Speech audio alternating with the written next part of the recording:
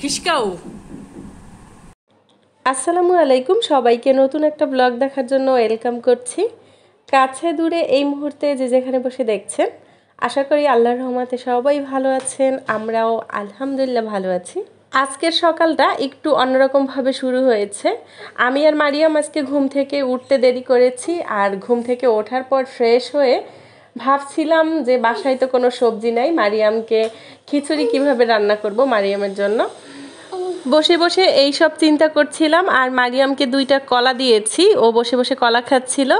আমি রান্নাঘরে গিয়ে দেখি যে মাশরাফির বাবা সে বাজার করে রান্নাঘরে রেখে তারপর বাসা থেকে বের হয়ে গিয়েছে, আর এসবের কিছুই আমি টের পাইনি।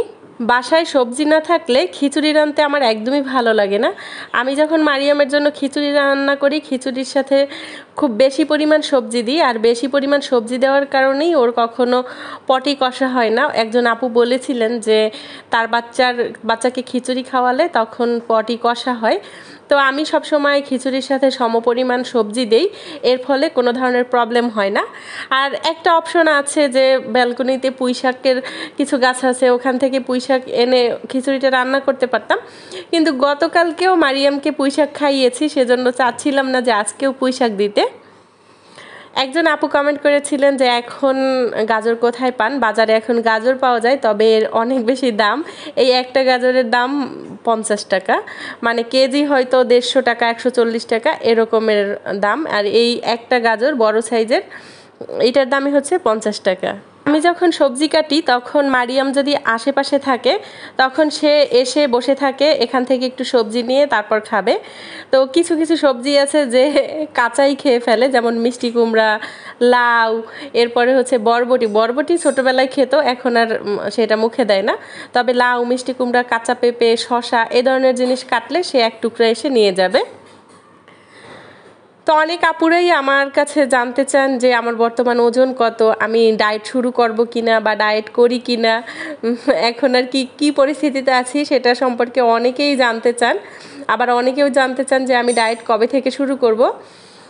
তো মূল কথা হচ্ছে আমি গত বছর আর কি এই বছর রমজান মাসে যখন ডায়েট শুরু করেছিলাম তখন কিন্তু 7-8 কেজি ওজন কমিয়ে ফেলেছিলাম। তখন চিন্তা করেছি যে আমি আর ডায়েট বন্ধ করব না, ডায়েট একদম কন্টিনিউ করব। কিন্তু 7-8 কেজি ওজন কমানোর পর আমার ওজন আর একদমই কমতে চাচ্ছিল না, খুবই প্যারার মধ্যে ছিলাম। তো অনেকেই আমাকে বলেছে যে হয়তো বা এই প্রবলেমটা হচ্ছে আমার পিরিয়ড না হওয়ার কারণে। মারিয়াম হওয়ার পরে এখন তো 2 বছর কমপ্লিট হয়ে গিয়েছে। কিছুদিন আগে পর্যন্ত আমি বেশ টেনশনে ছিলাম, তো অনেকবার আর কি ডাক্তার দেখাতেও যেতে চেয়েছিলাম, সময় সুযোগের অভাবে যাওয়া হয়নি। তো অনেকে আমাকে বলেছে যে এটা ন্যাচারাল, অনেকের হয় না এরকমের 2-3 বছর, এটা নিয়ে অনেক সমস্যার মধ্যে ছিলাম। তো যাই হোক, মারিয়ামের 2 বছর পূর্ণ হওয়ার সাথে সাথে আমার সমস্যাটারও সমাধান হয়ে গিয়েছে, এখন আমি নিশ্চিন্তে ডায়েট শুরু করতে পারি। আমার তো এর আগে 7 কেজি 8 কেজি ওজন কমেছিল, এখন আবার 3 কেজি ওজন বেড়ে গিয়েছে। ডায়েট করাটা, ওজন কমানোটা এখন আমার খুবই জরুরি হয়ে পড়েছে। তো ওই একটাই সমস্যা যে ডায়েট শুরু করব আজ না কাল, কাল না পরশু, সামনে একটা প্রোগ্রাম আছে সেটা শেষ হোক, আবার দাওয়াত আছে সেটা শেষ হোক, সামনে মারিয়ামের বার্থডে সেটা শেষ হোক, এভাবে করতে করতে আমি আর ডায়েটই শুরু করতে পারি না। তো খুব শীঘ্রই আমার ডায়েট শুরু করতে হবে। আর এখন যদি আমি ডায়েটটা শুরু করতে পারি তখন আমার জন্য খুব ভালো একটা প্লাস পয়েন্ট থাকবে। সেটা হচ্ছে আমি যদি এখন ডায়েট শুরু করি, দেখা যাচ্ছে মাঝে মধ্যে গ্যাপ যাবে, মাঝে মধ্যে ঠিকঠাক হবে, সব কিছু চালিয়ে যেতে যেতে একদম জানুয়ারি, ফেব্রুয়ারি, মার্চের দিকে যখন রোজা থাকবে তখন কিন্তু ওই রোজার 1 মাস অনেক বেশি উপকার হয়। ডায়েটের সময় সবচেয়ে বেশি উপকার হয় রোজা রাখতে পারলে। আর যখন ফ্যাট অ্যাডাপ্টেশনটা ভালো মতো হয়ে যায় তখন রোজা রাখাটা কোনো কিন্তু ব্যাপারই না, একদমই ক্ষুধামন্দা থাকে না, সব সময় পেট ভরা ভরা লাগে। তো এই কারণেই চাচ্ছিলাম যে এখন ডায়েটটা শুরু করতে। আবার গরমের সময় একটু প্রবলেম হয়, না খেয়ে থাকলে শরীর থেকে অতিরিক্ত ঘাম বের হয়ে যাওয়ার কারণে শরীর দুর্বল হয়ে যায়, কিন্তু শীতের সময় কিন্তু ওই প্রবলেমটা হয় না। তাই আমি খুব শীঘ্রই ডায়েট শুরু করব। যেই আপুরা ডায়েট করতে চান, শুরু করতে পারছেন না বা আমার সাথে করবেন বলে অপেক্ষায় ছিলেন, তারা প্রিপারেশন নিতে পারেন। আর এখানে আজকে আমি গোলা রুটি বানিয়েছি, যেহেতু মাশরাফির বাবা চলে গিয়েছে, আর মারিয়ামের জন্য খিচুড়ি রান্না করেছি, আর আমি আমাদের জন্য গোলা রুটি বানিয়েছি, আমি আর মাশরাফি খাবো। আর ওদিকে দেখেন মারিয়াম মাশরাফিকে গুলি মারার জন্য এসেছে। দিনে দিনে মারিয়াম এত বেশি ঢং শিখে গিয়েছে। দেখেন মারিয়ামকে মাশরাফিকে গুলি মারছে, আমি হাত দিয়ে একটু ইশারা দিয়ে ওকে গুলি মারার চেষ্টা করছি, আর সে সাথে সাথে ফ্লোরে শুয়ে গিয়েছে। তো গত 2-3 দিন ধরে একা একা 2 আঙ্গুল মাথার উপরে ঠেকিয়ে বলে ডিসকাউ ডিসকাউ বলে নিজেই একদম ফ্লোরে শুয়ে পড়ে। তো প্রথম আমি বুঝিনি যে ব্যাপারটা কি, পরবর্তীতে বুঝলাম যে এটা সে গুলি মারার যে অ্যাক্টিং সেটা করে আর কি, নিজেকেই নিজে গুলি মারে, নিজেই আবার শুয়ে পড়ে। তো এখন সামনে বসে ওরকমের হাত জাগিয়ে ডিসকাউ বললেই সে শুয়ে পড়ে। তো দেখেন অবস্থা আরেকটা, মাশরাফিকে সে সবসময় আর কি শাসনের উপরে রাখে। মাশরাফির কোনো জিনিস দেখলে ওইটাই ওর করতে হবে।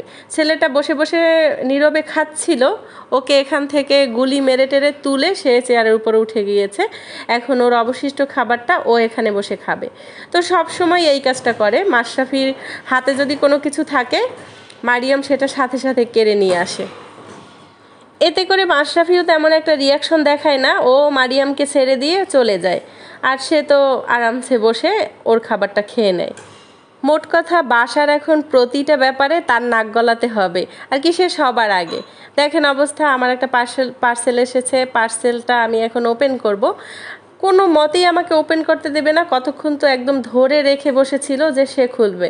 তো ওর হাতে আমি কাঁচিটা দেইনি যে হাত কেটে যাবে সেজন্য, কিন্তু যখন আমি খুলতেছিলাম আমার আর কি এক পলকের জন্য এখান থেকে নড়েনি, একদম তাকিয়েছে এর মধ্যে থেকে কী বের হবে কী বের হবে, হাতি ঘোড়া কী বের হবে ও দেখবে, ও সেটা টেনে নিয়ে যাবে, এই আশাই সে এখানে এভাবেই বসে থাকে, কোনোভাবেই তাকে সরানো গেল না। ক্যামেরার সামনে একজনকে দেখতে পাচ্ছেন যে এভাবে টানা হেঁচড়া করছে, আরেকজন কিন্তু ক্যামেরার পেছনে দাঁড়িয়ে আছে, সেও তাকিয়ে আছে অধীর আগ্রহে যে এর মধ্যে থেকে কি বের হবে।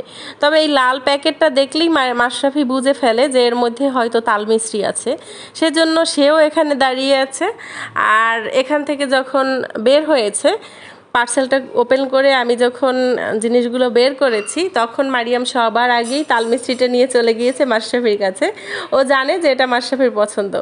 মাশরাফির সাথে টানা হেঁচড়া করে ঠিকই, কিন্তু আবার মাশরাফির যে জিনিসটা পছন্দ সেই সম্পর্কেও মারিয়াম জানে। ওর পছন্দের জিনিসগুলো দৌড়ে নিয়ে গিয়ে আগে ওর হাতে দেয়। পুরাই কমেন্ট করে থাকেন যে মারিয়ামের স্কিন কেয়ারের জন্য এখন কি ব্যবহার করে থাকি।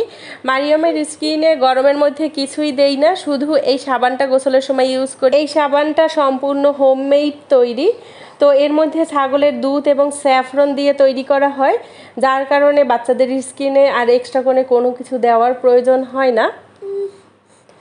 আর এখানে আছে নুডলস আর তালমিছরি, যেটা কিনা মারিয়াম মাশরাফি দুইজনেরই অনেক বেশি পছন্দ।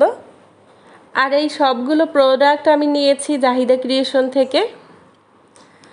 আরেকজনের অবস্থা দেখেন, সে পাশের বাসার বৌদির কাছ থেকে গিয়ে সব সময় পায়ে নেল পালিশ, কপালে টিপ, পায়ে আলতা এগুলো দিয়ে আসে, মানে সুযোগ পেলেই সে সেই ঘরে দৌড় দেয়।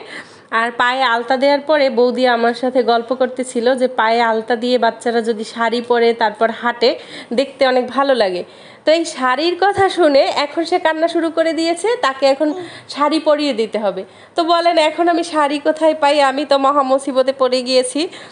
তো ভাবলাম যে ওর জন্য শাড়ি কিনতে হবে। আমি অনেক দিন ধরেই অনলাইনে ঘাটাঘাটি করতেছিলাম, যে বেবিদের শাড়ির কালেকশনগুলো দেখতেছিলাম, খুব ভালো লাগে। তবে ওকে যে আমি এত তাড়াতাড়ি কিনে দেব তার কোনো আর কি প্ল্যান ছিল না, এখন বাধ্য হয়ে দিতেই হবে। সে কালকে সারা সন্ধ্যা এভাবে কান্না করছে আর বলছে শাড়ি, ওড়না পরিয়ে দেই তাতে হবে না, না এটা হবে না, সে শাড়িই পরবে। তো যাই হোক, এখন দুপুরের জন্য রান্না করতেছি, আজকে গরুর মাংস রান্না করব আর সাথে লাল শাক। তো গরুর মাংসটা আমি সবসময় প্রেশার কুকারই রান্না করি, আর এভাবে করে আগে সব কিছু কষিয়ে মশলা টশলা তারপরে গরম পানি দিয়ে এরপরে রান্না করি। আর অনেকেই মাংস রান্না করে সব মশলা একবারে মেখে তারপর বসিয়ে দেয়, ওইভাবে রান্না করলে আমি কেমন জানি মশলার গন্ধ পাই। তো আমি এভাবেই সবসময় রান্না করি। জানি না শেষ পর্যন্ত আমার ব্লগটা দেখেছেন কিনা, যদি দেখে থাকেন তাহলে প্লিজ একটা লাইক দিবেন। চ্যানেলে নতুন হয়ে থাকলে আমার চ্যানেলটি সাবস্ক্রাইব করে বেল বাটনটি ক্লিক করে অল অপশনটি সিলেক্ট করে দিবেন। আবারও কথা হবে আরেকটা নতুন ব্লগে। ততক্ষণ পর্যন্ত সবার সুস্থতা কামনা করছি। আল্লাহ হাফেজ, আসসালামু আলাইকুম।